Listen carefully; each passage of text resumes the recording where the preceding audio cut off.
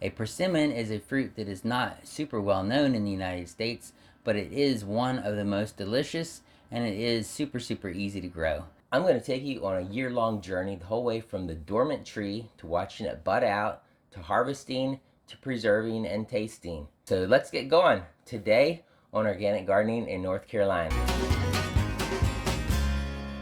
The goal of my channel is to give you information so you can become a better gardener. So let me know how I'm doing in the comments below.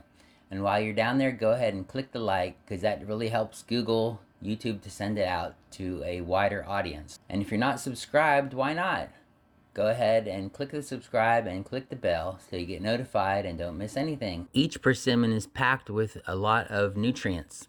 They only have about 100 calories per fruit, but they have 55% of the RDA for vitamin A, 22% for vitamin C, 6% for vitamin E, 5% for vitamin K, and 8% for vitamin B6.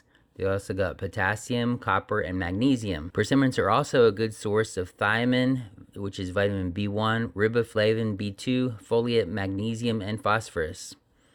They also are said to be very good for heart and for like diabetic problems. They can help regulate your sugar. Okay, I got this tree from Stark Brothers, Fuyu Asian Persimmon, grafted, select EZ. So this tree is only about, I guess this might be the third year I've had it in the ground. So it's about 10 feet tall, and I might go ahead and prune it just so it has a stockier trunk. I had to tie it up here the first year I had it because it was just falling down every time it got a little wind. Persimmon tree is putting out a boatload of persimmons this year. Look at that, about to flower. That's where the persimmon's gonna form. So there's one there, one there, one there, one there. So there's 4 persimmons right in that one spot. And the tree has persimmons starting to flower and starting to grow all over it. So that's really awesome. Oh, look at this persimmon. There's some persimmons.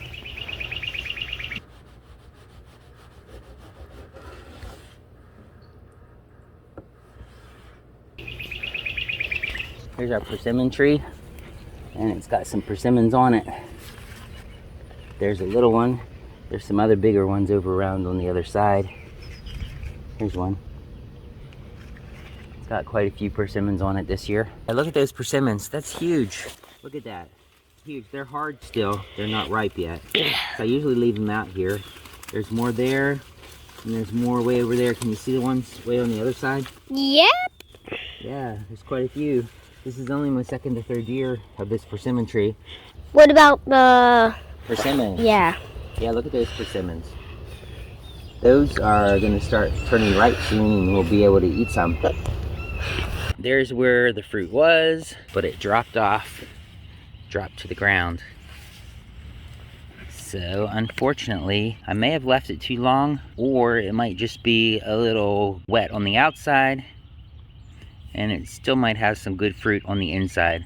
So let's take it inside and we'll cut it and give it a try. The thing I like about this cultivated persimmon is that it doesn't have any seeds. If you ever tried the wild persimmons, you know that they're full of seeds. And this is also non-astringent, which means it doesn't pucker your mouth up. Astringency is like when you eat a lemon and it just puckers your mouth up and makes your mouth feel dry. So these are non-astringent, so even if they're not perfectly ripe, they're not gonna make your mouth go weird. And also, it's not full of seeds. So let's give this a cut open and we'll see what it looks like. It's nice and juicy. Give it a smell test. It smells good. I may actually cut it into thin layers and put it in the dehydrator, because people said that if you do that, it actually brings out the sweetness of the fruit.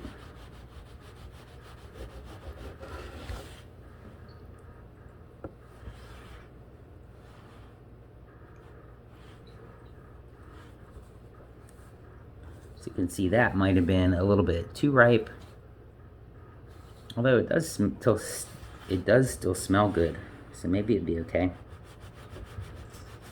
I'll go ahead and give it a taste.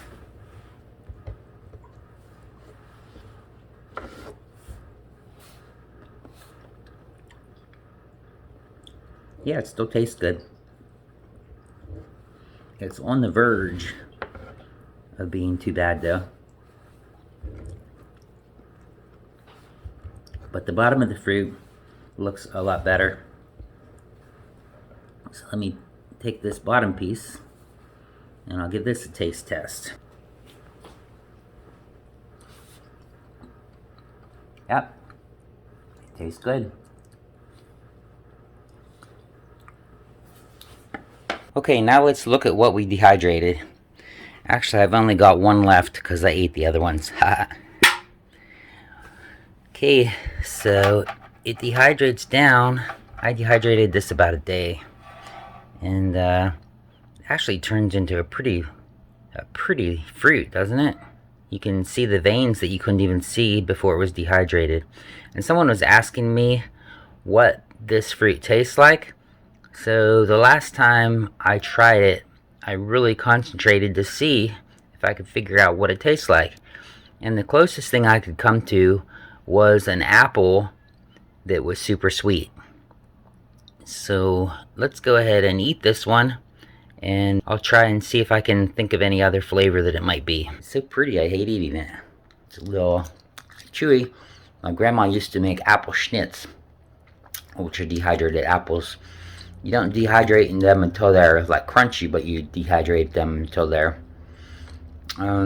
sort of soft and leathery, and then you can store them that way. I would say it tastes sort of like an apple, or maybe even like a peach, but sweeter. Maybe a cross between an apple and a peach, but sweeter. Alright, thanks for watching.